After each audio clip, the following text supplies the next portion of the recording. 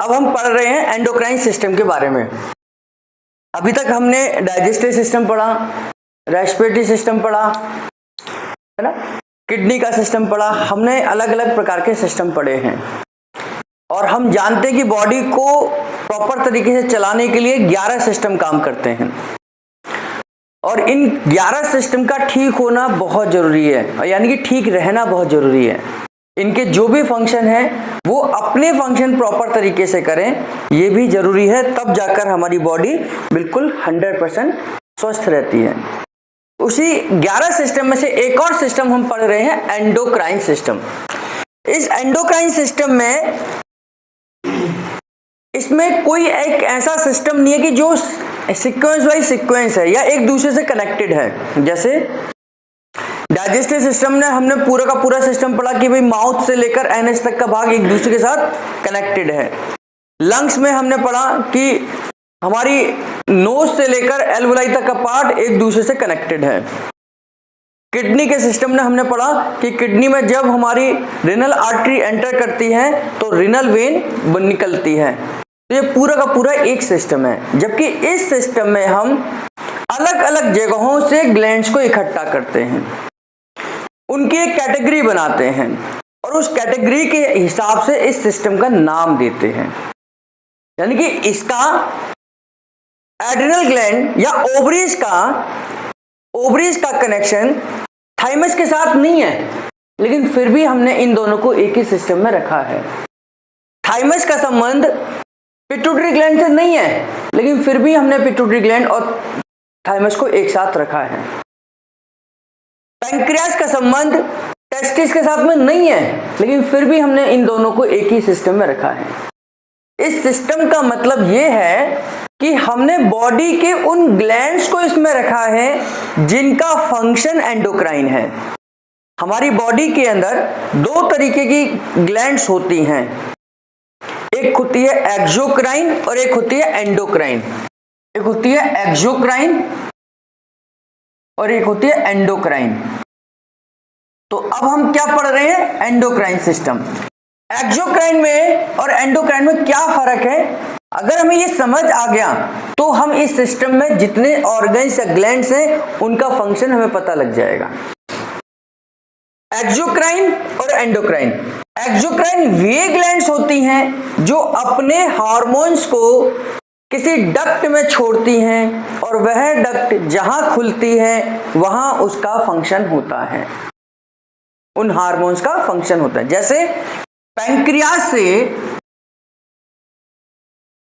Amylase निकलता है और ये कहां पहुंचता है, ड्यूडेनम के अंदर जाकर काम करता है ना, ड्यूडेनम के अंदर जाकर काम करता है। पैंक्रियास से अमाइलेज निकलता है, कैसे निकलता है, पैंक्रियाटिक डक्ट के थ्रू निकलता है। पैंक्रियाटिक डक्ट के थ्रू निकलता है। ये पैंक्रियास अमाइलेज को कहां डालेगा, इसके अंदर डालेगा, और ये पाइप कहां खुल रही है, ड्यूडेनम के अंदर। तो ये स्वाभाविक है कि ये कहां पहुंचेगा, ड्यूडेनम के अंदर ही काम करेगा, है ना। इसी प्रकार गॉल ब्लैडर से बाइल निकलता है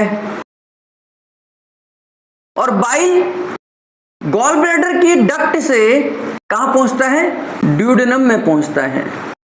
तो ये पाइप है, यहां से कोई चीज निकलेगी यहीं पहुंचेगी, इधर उधर तो जा ही नहीं सकती, क्योंकि उसका एक ओपनिंग है एक क्लोजिंग है ना। तो यानी कि इन डक्ट को हम क्या कहेंगे, एक्सोक्राइन डक्ट। यानी कि वे ग्लैंड्स जो अपने हार्मोन्स या केमिकल्स को किसी पाइप में छोड़ते हैं और पाइप जहां खुलेगा वहीं उनका काम होगा, उनको हम कहते हैं एक्सोक्राइन ग्लैंड्स। जैसे मैंने गॉल ब्लैडर और पैंक्रियास का उदाहरण दिया आप लोगों को, ऐसे ही वे ग्लैंड्स जो अपने हार्मोन्स को ब्लड में छोड़ते हैं, अब ब्लड तो पूरी बॉडी के साथ कनेक्ट है, तो जरूरत के हिसाब से जहां जहां उनका फंक्शन होगा वे वहां पहुंचकर अपना काम करते हैं। इनका ब्लड डिसाइड करता है कि इनको जाना कहां है। ये ब्लड के द्वारा पूरी बॉडी में फैल सकते हैं। अगर इनका काम पूरी बॉडी में होगा तो पूरी बॉडी में इनका काम होगा। मेरी बात समझे। जैसे ग्रोथ हार्मोन है, ग्रोथ हार्मोन पिट्यूटरी ग्लैंड से निकलता है और ब्लड में छोड़ा जाता है और वो पूरी बॉडी का विकास करता है। पूरी बॉडी का विकास करता है। ग्रोथ हार्मोन जब काम कर रहा होगा तो ऐसा नहीं ना एक ही हाथ लंबा होता जा रहा है, एक छोटा ही रह गया, एक पैर लंबा हो गया, एक पैर छोटा हो गया, यानी कि वो दोनों पैरों की, दोनों हाथों की ग्रोथ करा रहा है। तो वो कौन सा हो गया? ग्रोथ हार्मोन किससे निकला होगा? एंडोक्राइन ग्लैंड से निकला होगा।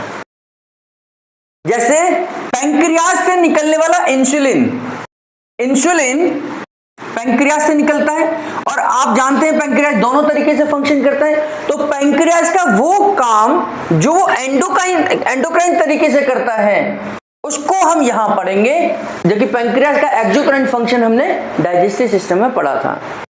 तो पैंक्रियाज से निकलने वाला इंसुलिन पूरी बॉडी में शुगर के लेवल को मेंटेन करता है, पूरी बॉडी में। आप चाहे शुगर चेक करते समय यहां से ब्लड ले लीजिए, चाहे शुगर चेक करते समय यहां से ब्लड ले लीजिए, आप शुगर चेक करते समय पैर के अंगूठे से ब्लड ले लीजिए, आपकी बॉडी का शुगर लेवल एक ही रहेगा। इसका पीछे का कारण क्या है? क्योंकि इंसुलिन पूरी बॉडी में काम करता है, इसीलिए पूरी बॉडी में एक ही शुगर है। ऐसा नहीं कि इस हाथ से लिया तो शुगर ज्यादा है, इस अंगूठे से लिया तो शुगर कम है, ऐसा नहीं होता। क्यों? क्योंकि इंसुलिन पूरी बॉडी में काम करता है, क्योंकि वो ब्लड में जाता है ना।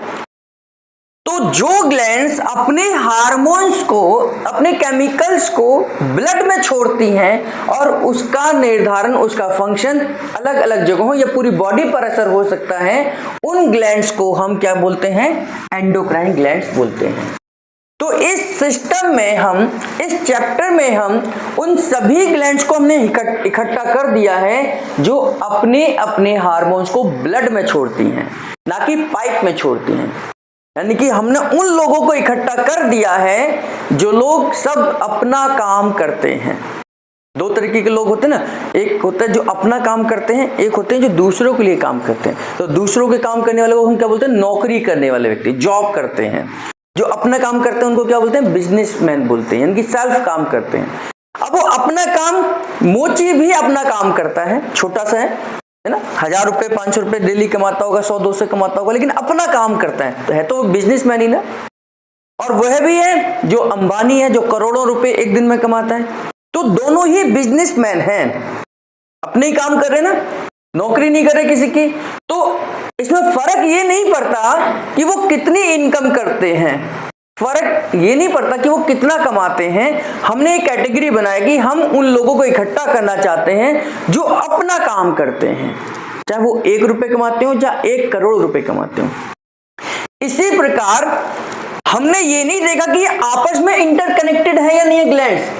हमने नहीं पता कि हमें कि थाइमस का इसके साथ कोई कनेक्शन होगा नहीं होगा। थाइमस अपना इंडिविजुअल काम करता है, उसे किसी की दखलंदाजी पसंद नहीं है, लेकिन हमने उसको इस कैटेगरी में इसलिए रखा क्योंकि वो एंडोक्राइन तरीके से काम करता है। हम अभी थाइमस के बारे में पढ़ेंगे। ये अपने आप में बॉस है, इसको किसी को सुनने की जरूरत नहीं है, किसी से कंट्रोल करने की जरूरत नहीं है। तो लेकिन ये एंडोक्राइन तरीके से काम करता है, इसलिए हमने इस चैप्टर में इसको रखा है।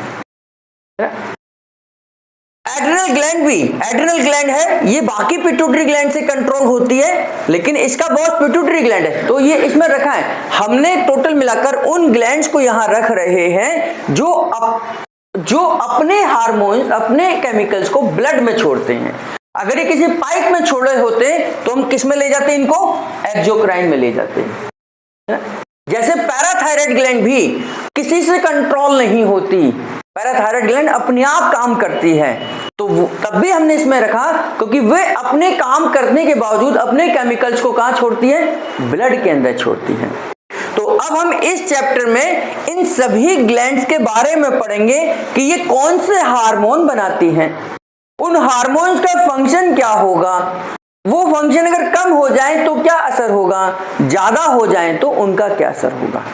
तो इस चैप्टर में हम एंडोक्राइन ग्लैंड्स के बारे में और हार्मोन्स के बारे में पढ़ने वाले हैं कि हार्मोन्स कितने प्रकार के होते हैं, कहां कहां बनते हैं, कहां कहां उनका असर होता है। इन सब चीजों को हम इस चैप्टर में लेकर आने वाले हैं।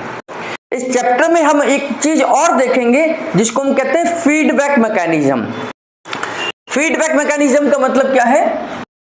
फीडबैक मैकेनिज्म, आपने देखा मेरे क्लिनिक में चारों तरफ एक पोस्टर लगा हुआ है जिसमें लिखा हुआ है कि आप हमें फीडबैक दे सकते हैं, लिखा ना।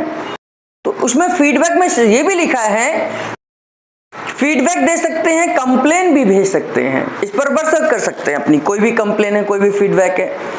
तो इसके आधार पर फीडबैक हमेशा पॉजिटिव होगा ऐसा नहीं है, फीडबैक हमेशा हो सकता है नेगेटिव भी हो और पॉजिटिव भी हो, दोनों ही फीडबैक हैं। हम ये समझ लें कि फीडबैक हमेशा पॉजिटिव ही होगा, वो गलत है। तो ये फीडबैक मैकेनिज्म के द्वारा ही कंट्रोल होते हैं ये चैप्टर। ये जो एंडोक्राइन सिस्टम है ये फीडबैक मैकेनिज्म के द्वारा कंट्रोल होता है। कैसे? अगर मैं फॉर एग्जांपल छोटा सा उदाहरण दूं आपको कि हमारी थायराइड ग्लैंड को कंट्रोल कौन करता है?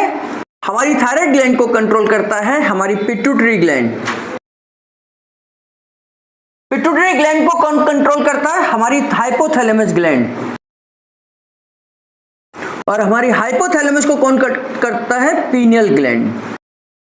तो थायराइड अगर ठीक से काम नहीं कर रहा है, मैंने कल के उसमें बताया था आपको कि थायराइड का मतलब है कि इससे निकलने वाले T3 और T4, यही दो हार्मोन है इसके दो राम और लखन यही है जो पूरी बॉडी में काम करते हैं। तो ये जो राम लखन है यानी कि T3 T4 है, ये अगर कम बनेंगे तो थायराइड कम काम कर रहा होगा, स्वाभाविक है, तो इसे हम हाइपोथायराइड कहते हैं, है ना।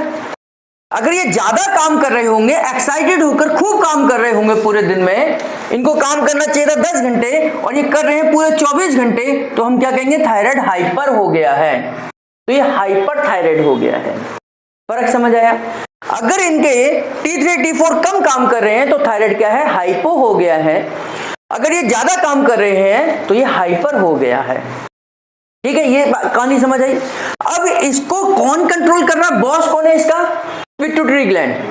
पिट्यूटरी ग्लैंड एक हार्मोन सिक्रीट करता है इसके लिए, इसको कंट्रोल करने के लिए, जिसका नाम है TSH, यानी कि थायराइड स्टिमुलेटिंग हार्मोन।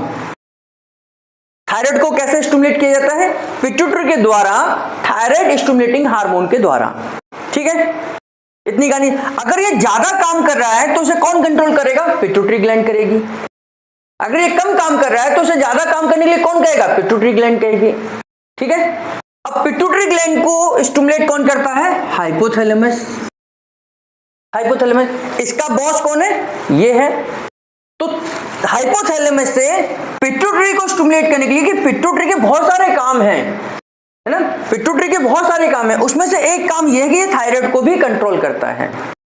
तो थायराइड के लिए कोई ऑर्डर भेजना है, किसको भेजना है? हाइपोथैलेमस को।